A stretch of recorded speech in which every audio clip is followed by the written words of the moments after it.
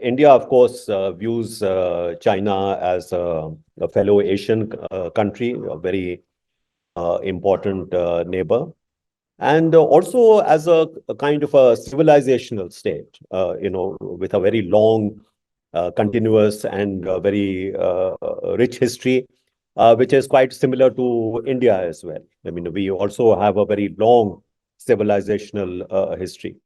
And the two countries also had very close cultural links through history with the spread of Buddhism to not only to China, but to other countries in Asia. There were very long-standing trade links between the two countries, whether it was through the caravan trails across Central Asia or the maritime links through the Indian Ocean. So there has been a long history of, quite tense contact between the two countries. But still, I would say that despite this history of exchanges, maybe India does not have much familiarity with China today, and neither does China have much familiarity with India. And this is one of the reasons why I wrote this book, a couple of years ago, how China sees India and the world, and what is the history of China's sort of culture, China's history, which in a sense determines how it looks at the world and how it looks at India as well. Precisely in order to try and bridge that gap of understanding between the two countries. Now, it is of course a fact that if you take, for example, the Chinese revolutionary period in the 19th century, early 20th century, if you take the history of India's struggle against colonial rule during the same period, it would also be fair to say that the two countries and the peoples of the two countries, more importantly, did have a lot of sympathy and support for each other. And they, in fact, in a sense, our intellectuals, our public spirited people work together in order to deal with this Western sort of domination. This is why India was perhaps the first country to recognize the People's Republic of China after its establishment in 1949. And since then, during that early period, there was a fairly strong, friendly relationship between India and China. If you recall, India and China worked together, for example, during the Afro-Asian Conference in Bandung in 1955. The two countries also were the founders of the five principles of peaceful coexistence, the Panchsheel, which, in a sense, tried to put forward a new code for relations among states, based on mutual respect, mutual understanding, that irrespective of different social systems, countries of the world should coexist together peacefully and should cooperate with each other. In a sense, those principles are still very relevant in our today's world. So there was a initial period of very positive relationship between the two countries, a lot of cooperation between the two countries.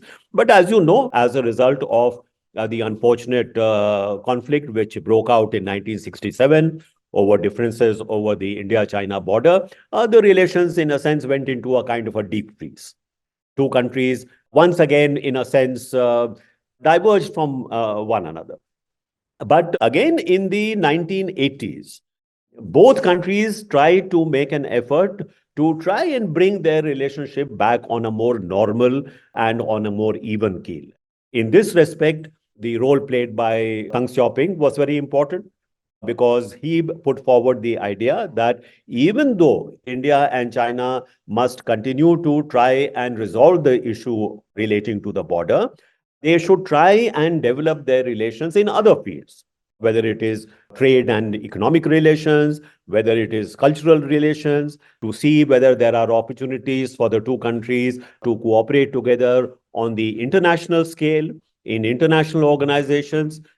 So this particular idea, which was in a sense formalized when our then Prime Minister Rajiv Gandhi visited the China in 1988, This was, in a sense, became the template for the relationship to be taken forward in the subsequent years. And it was at that time that Deng Xiaoping also put forward the view that there could not be an Asian century without the simultaneous rise of both India and China. That the emergence of both the countries was very important in order to bring about the resurgence of Asia.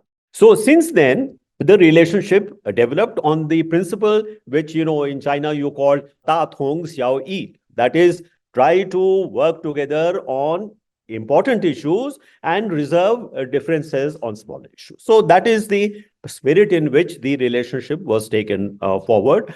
With regard to the border issue, we came to conclude a few very important agreements like the Peace and Tranquility Agreement of 1993. Then we had another one in 1996. And when I myself was the Foreign Secretary of India in 2005, when Premier Wan Chiapao visited India, then we also had another border peace and tranquility agreement in 2005. So this ensured that while we work together on issues which are of convergent interest, we do not allow the border issue to try and overshadow the relationship. That was the spirit in which we were doing it. And very importantly, during Premier Wan Chiaopao's visit, we reached a very important consensus. And this consensus was, one, that China does not pose a threat to India, and that India does not pose a threat to China.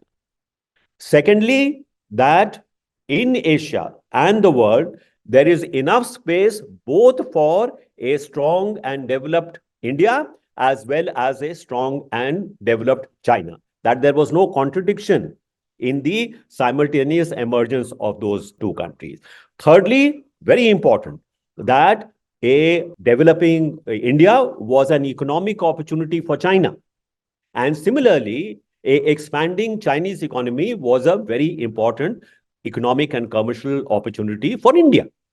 So this was also part of the consensus. And finally, they came to the conclusion that today, India-China relations have gone beyond the bilateral relationship, and they have now acquired a global dimension. Because of the fact that these are two of the largest emerging economies, if they work together, they can make a difference in terms of the shaping of the emerging world order. So this was a very important consensus which was arrived at. And it was based on the understanding that India and China have a certain kind of identity as the two largest, most populous, emerging economies. Now, I think it is important to also understand that earlier consensus had enabled us to deal with whatever issues once in a while arose on the border. We had mechanisms in place. I mentioned to you the peace and tranquility agreements, which provided a framework for us to deal with whatever incidents or some contradiction arose at the border.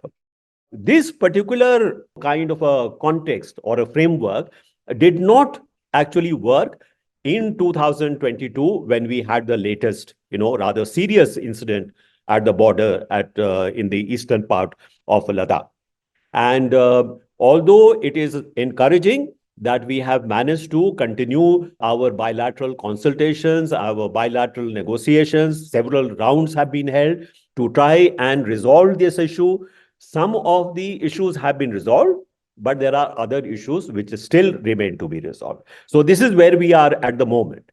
And while China believes that we should return to the principle that we should set aside the border issue and deal with other aspects of India-China relations as before, India believes that because of the seriousness of this issue, we need to resolve this before actually we can once again resume normal, full relations between India and China.